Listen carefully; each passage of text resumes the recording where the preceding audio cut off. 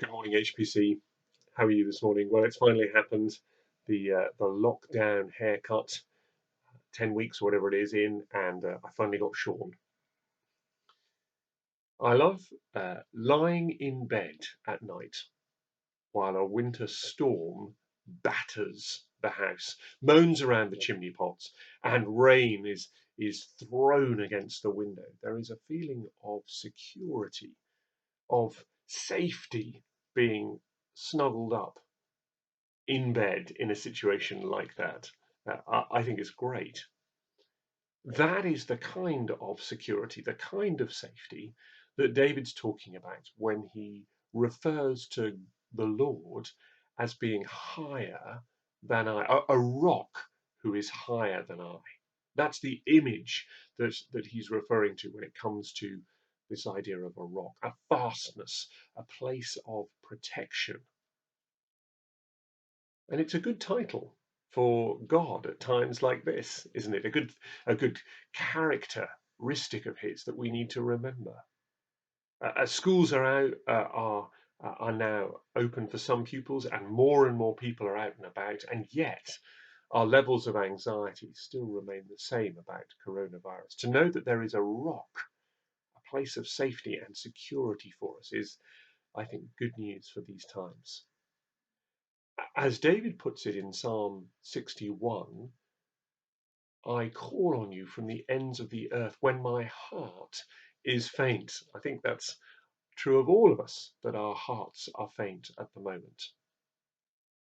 But David says, even though my heart is faint, it's okay because I have a rock, a place of refuge from danger, a place of security.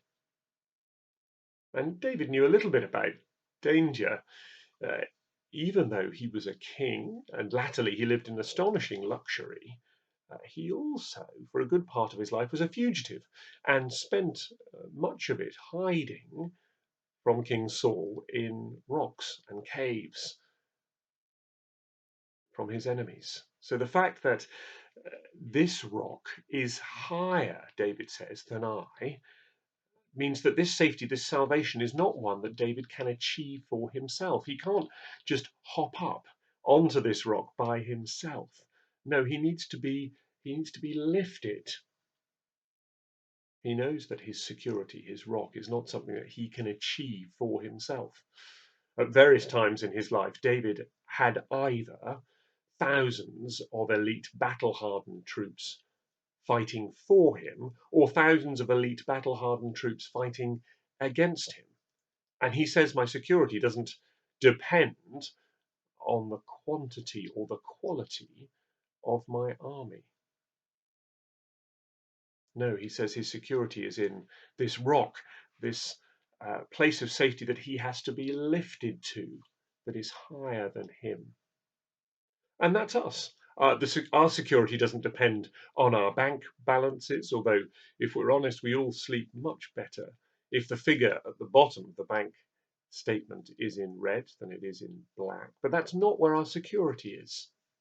Our security doesn't depend on how we feel. I think all of us have been incredibly up and down over these past 10 weeks, sometimes full of optimism and can do, and sometimes full of, well, the deepest, darkest despair. Our security doesn't depend on how good we've been, whether we've been grumpy and frustrated with our family, short with our neighbours, angry with God. That's not how secure we are, depending on how we have expressed our emotions towards others or even towards the Lord. No, our security is in the unchanging fact that Jesus Christ is our rock, the rock who is higher than we are, that we need to be lifted to, the rock that through Jesus' death on the cross we are hidden into. I love how Rock of Ages puts it. When I saw through tracks unknown, see thee on thy judgment throne, Rock of Ages, cleft for me, let me hide myself in thee. Those are great words for any time, but seem particularly appropriate for now. HPC, have a really good morning.